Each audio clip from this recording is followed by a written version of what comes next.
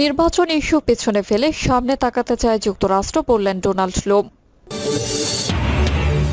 জানাবো পুলিশের নিরাপত্তার চাদরের নিচেই খুনি সন্ত্রাসীদের বসবাস। এদিকে রিজার্ভ ও টাকার দরপতনের সঙ্গে সরকারের পতন অনিবার্য হয়ে উঠেছে, বললেন মুজিবুর রহমান মঞ্জু। এবং সর্বশেষে জানাবো ডোনাল্ড ট্রাম্প সফরে মার্কিনপন্থী সুশীলরাও কেন উপেক্ষিত। এতক্ষণ শুনলেন সংবাদ শিরোনাম, এবারে বিস্তারিত। নির্বাচন ইস্যু পেছনে ফেলে সামনে তাকাতে চায় যুক্তরাষ্ট্র, বললেন ডোনাল্ড ট্রাম্প। বাংলাদেশের দ্বাদশ জাতীয় সংসদ নির্বাচন ইস্যু পেছনে ফেলে যুক্তরাষ্ট্র সামনের দিকে তাকাতে চায় বলে মন্তব্য করেছেন ঢাকায় সফররত দেশটির দক্ষিণ ও মধ্য এশিয়া বিষয়ক সহকারী পররাষ্ট্রমন্ত্রী ডোনাল্ড ট্রাম্প। ডোনাল্ড ট্রাম্প বলেন, আমাদের লোকজনের মধ্যে বিশ্বাস পুনর্নির্মাণের জন্য আমি গত 2 দিন ধরে বাংলাদেশ সফর করছি। যুক্তরাষ্ট্র বাংলাদেশে অবাধ, সুষ্ঠু ও সহিংসতামুক্ত নির্বাচন অনুষ্ঠানের জন্য কঠোর পরিশ্রম করেছিল। আমরা সামনের দিকে তাকাতে চাই, পেছনের দিকে নয়। তিনি বলেন, আমাদের সম্পর্ককে মজবুত করার উপায় বের করতে চাই। এজন্য আমি মন্ত্রীর সঙ্গে কথা বলেছি।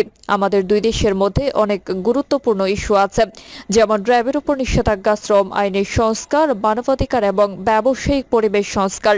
এই সম্পর্ক জোরদার করার জন্য আমাদের ইতিবাচক দিক নিয়ে সহযোগিতা বাড়াতে হবে। ডোনাল্ড ট্রাম্প বলেন, আমরা নতুন বিনিয়োগের কথা বলেছি।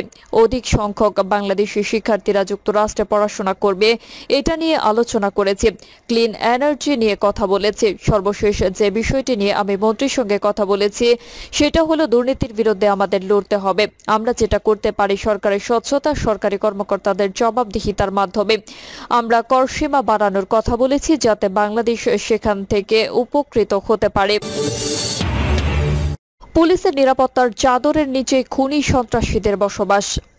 বিগত 10 বছরে শেখ হাসিনা এদেশের মানুষের ভাতের অধিকার প্রতিষ্ঠা করেছে। বিএনপি জামাতের আমলে ধনীরা 3 বেলা, মধ্যবিত্ত শ্রেণীর মানুষ 2 বেলা আর গরিব মানুষ 1 বেলা খেয়ে জীবনযাপন করছে। শেখ হাসিনা ক্ষমতায় আসার পর সকল শ্রেণীর মানুষ এখন পেট ভরে 3 বেলা ভাত খেতে পারছে। যদিও খাবারের অভাবে বিভিন্ন জায়গায় বাবা মা তাদের শিশু সন্তানদেরকে বিক্রি করে দেওয়ার খবর শোনা যায়। তারপর শেখ হাসিনা ক্ষমতায় এসে মানুষের ভোটের অধিকার প্রতিষ্ঠা করেছেন। এর আগে মানুষ ভোট দিতে পারত না। যদিও 30 ডিসেম্বর অনুষ্ঠিত একাদশ সংসদ নির্বাচনে ভোট গ্রহণ ফজরের আজানের আগে শেষ হয়ে যায়। অবস্থা এখন এমন পর্যায়ে গেছে, মানুষকে মাইকিং করেও ভোট কেন্দ্রে আনা যাচ্ছে না। তারপর শেখ হাসিনা দেশের অর্থনীতির ভিত্তিকে এতই মজবুত করেছেন যে কিয়ামতের আগে আর ধসে পড়ার কোনো সম্ভাবনা নেই। কিন্তু বাস্তবতা হলো, কথিত বায়বীয় উন্নয়নের হাজার হাজার প্রকল্প তৈরি করে শেখ হাসিনার আপনজনরা লাখ লাখ কোটি টাকা লুটে পুটে নিচ্ছে, যার কারণে দেশের শেয়ার বাজার ও ব্যাংকিং সেক্টর একেবারেই ধসে পড়েছে। দেশের সর্বোচ্চ আদালতও এখন প্রায় প্রতিদিন এসব দুর্নীতির বিরুদ্ধে চরম ক্ষোভ প্রকাশ করেছেন। তারপর এদেশের মানুষ একসময় সেকেল তথা মধ্যযুগীয় যুগে বসবাস করত। শেখ হাসিনা বিগত 10 বছরের ডিজিটালের মাধ্যমে বাংলাদেশকে আলোর যুগে নিয়ে এসেছেন।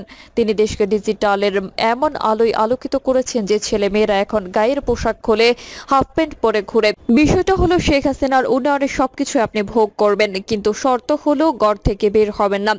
কারণ বাসা থেকে বের হয়ে পুনরায় সুস্থ শরীরে আপনি বাসায় ফিরে আসবেন, সেই গ্যারান্টি বর্তমানে দেশে নেই। এছাড়া রাস্তায় আপনার স্ত্রী, বোন, সহকর্মী কিংবা পরিচিত কোনো নারীকে বখাটেরা উত্ত্যক্ত করলে কখনো প্রতিবাদ করবেন না, মাথা নিচু করে চলে যাবেন।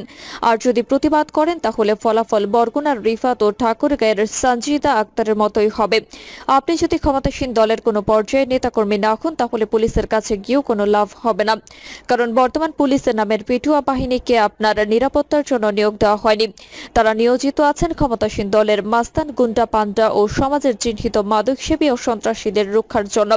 টেলিভিশনে, পত্রিকায়, পাতায় ও অনলাইন গণমাধ্যমের খবরে হয়তো দেখবেন পুলিশ আইজি বলছেন আইন শৃঙ্খলা পরিস্থিতি সম্পূর্ণ নিয়ন্ত্রণে, সমাজে কোনো অপরাধ কর্মকাণ্ড হচ্ছে না, নাগরিকদের ভয় আতঙ্কের কোনো কারণ নেই। সাবধান, পুলিশের কথা বিশ্বাস করলেই মরবেন।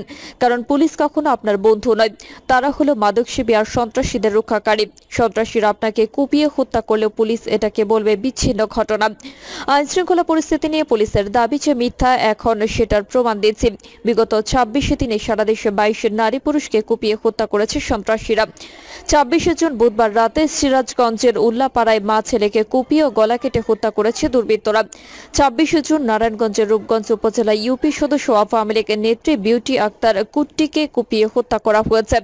22 জুন শরীয়তপুরের নড়ি আর ইমরান হোসেন সর্দার 35 নামে এক যুবলীগ নেতাকে কুপিয়ে হত্যা করেছে দুর্বৃত্তরা।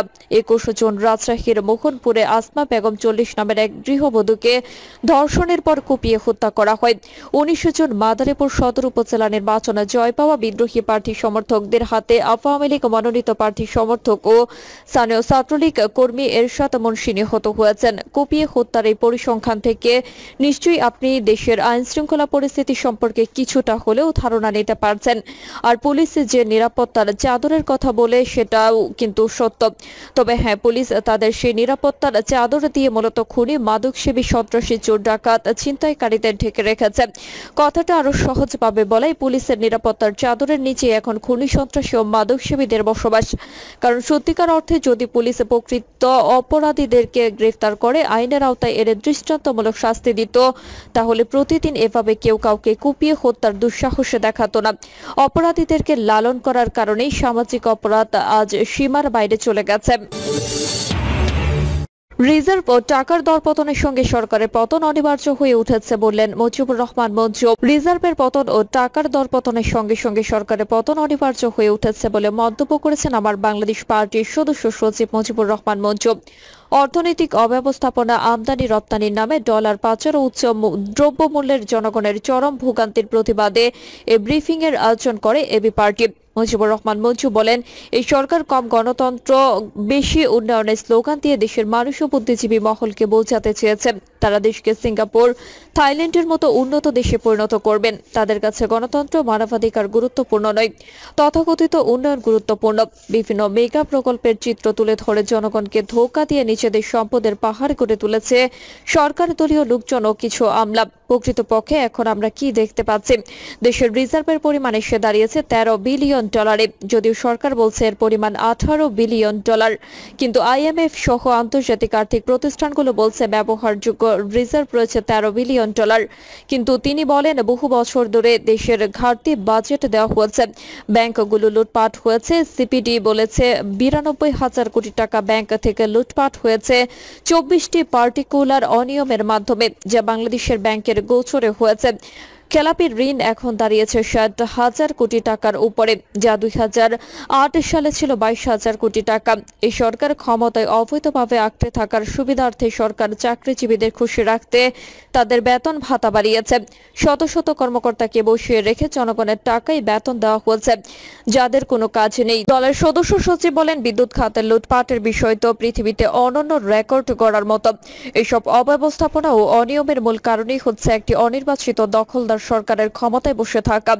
ব্রিফিং এ দলের আহ্বায়ক, সাবেক সচিব ও জাতীয় রাজস্ব বোর্ডের সাবেক চেয়ারম্যান AFM সুলাইমান চৌধুরী বলেন, দেশে বিভিন্ন উন্নয়ন প্রকল্প বাস্তবায়ন হয়েছে, এটা সত্য, কিন্তু আসলে কি উন্নয়ন হয়েছে নাকি উন্নয়নের নামে লুটপাট হয়েছে, সেটা একটা বিরাট প্রশ্ন হয়ে দাঁড়িয়েছে। তিনি বলেন, 5টি ধানে যদি 1টি চাল উৎপাদন হয়, তাকে আমরা কি উন্নয়ন হিসেবে গ্রহণ করব? কুইক রেন্টাল বিদ্যুৎ কেন্দ্রের ক্যাপাসিটি চার্জের নামে দেশ থেকে হাজার হাজার কোটি টাকা বিদেশে পাচার করা হয়েছে, যা সরকারের বিভিন্ন সিন্ডিকেট সদস্যরা করেছে। দলের অর্থ সম্পাদক আমিনুল ইসলাম FCA বলেন, দেশের আর্থিক সংকট শুরু হয়েছে রাজনৈতিকভাবে, এর সমাধান রাজনৈতিকভাবে হতে হবে। এই সরকার ক্ষমতায় আসার পরপরই 2010 সালে শেয়ার বাজার লুটপাট করা হয়েছে, যার ফলে দেশের মানুষের কান্না আমরা দেখতে পেয়েছি। বর্তমান সব আর্থিক সংকট এ ধরনের রাজনৈতিক লুটপাটের মাধ্যমেই হয়েছে। কাজে পরিকল্পিতভাবে যারা দেশের মানুষের শেয়ার বাজারের টাকা, ব্যাংকের টাকা, ঋণের টাকা লুটপাট করেছে, তাদের পতন ছাড়া সংকট উত্তরণের কোনো উপায় নেই। ডোনাল্ড লু সফরে মার্কিনপন্থী সুশীলরাও কেন উপেক্ষিত? মার্কিন যুক্তরাষ্ট্রের দক্ষিণ পূর্ব এশিয়ার সহকারী পররাষ্ট্রমন্ত্রী ডোনাল্ড লু বাংলাদেশ সফর করেছেন। দুদিনের সফরের প্রথম দিনে তিনি বাংলাদেশের সুশীল সমাজের প্রতিনিধিদের সঙ্গে বৈঠক করেন। পিটার ডে হার্সের বাসভবনে অনুষ্ঠিত এই বৈঠক ছিল একটি বড় ধরনের চমক। অতীতে দেখা গেছে যে কোনো মার্কিন প্রতিনিধি বাংলাদেশ সফর করলে একগুচ্ছ সুশীলদের সঙ্গে বৈঠক করতেন। সেই সুশীলেরা সকলেই পরিচিত ছিল। এর আগেও ডোনাল্ড লু, আফরিন আক্তার বাংলাদেশ সফর করে যে সমস্ত সুশীলদের সাথে দেখা করেছিলেন, এবার তাদেরকে এড়িয়ে গেছেন। করেছেন। গত 2 বছরে মার্কিন যুক্তরাষ্ট্রে যে সমস্ত কর্মকর্তারা এসেছিলেন তারা বাংলাদেশি সুশীল সমাজের যে সেই সমস্ত প্রতিনিধিদের সাথে সাক্ষাৎ করেছিলেন তাদের মধ্যে উল্লেখযোগ্য হলেন বদিউল আলম মজুমদার, ডক্টর স্বাধীন মালিক, ডক্টর আসিফ নজরুল, পরিবেশ আন্দোলনের নেত্রী সৈয়দা রিজওয়ানা হাসান, মানবাধিকার কর্মী আদিলুর রহমান খান, তৃতীয় মাত্রার বিতর্কিত উপস্থাপক জিল্লুর রহমান, মতিউর রহমান, নুরুল ইসলাম, কবিরের মতো ব্যক্তিদেরকে যারা সকলেই আওয়ামী বিরোধী এবং বিএনপি পন্থী হিসেবে পরিচিত। এদের কেউ কেউ স্বাধীনতা বিরোধীও বটে। এই সমস্ত বিরোধী পক্ষের সুশীলদেরকে নিয়ে মার্কিন যুক্তরাষ্ট্র বৈঠক করত এবং এই ধরনের বৈঠকগুলোর পরে সরকারের বিরুদ্ধে নানা রকম বিষোদ্গার করা হতো। তবে এবার ডোনাল্ড ট্রুর বৈঠকে এই সুশীলদের কাউকেই আমন্ত্রণ জানানো হয়নি। এটি মার্কিন যুক্তরাষ্ট্রের বাংলাদেশের নীতিতে বড় পরিবর্তন বলে মনে করেছেন কূটনৈতিক বিশ্লেষকরা। মার্কিন যুক্তরাষ্ট্রের এই সুশীল পরিবর্তন কেন, এই নিয়ে কূটনৈতিক অঙ্গনে চাঞ্চল্য সৃষ্টি হয়েছে। বিশেষ করে বদিউল আলম মজুমদার, আদিলুর রহমান খান এবং জিল্লুর রহমানের মতো ব্যক্তিদের সঙ্গে মার্কিন সহকারী পররাষ্ট্রমন্ত্রীর সাক্ষাৎকার না হওয়াটাকে অনেকে বিস্ময়কর মনে করেছেন। প্রিয় দর্শক, এই ছিল এখনকার সর্বশেষ সংবাদ। আপডেট সব সংবাদ পেতে চ্যানেলটি সাবস্ক্রাইব করে বেল আইকনটি ক্লিক করে রাখুন।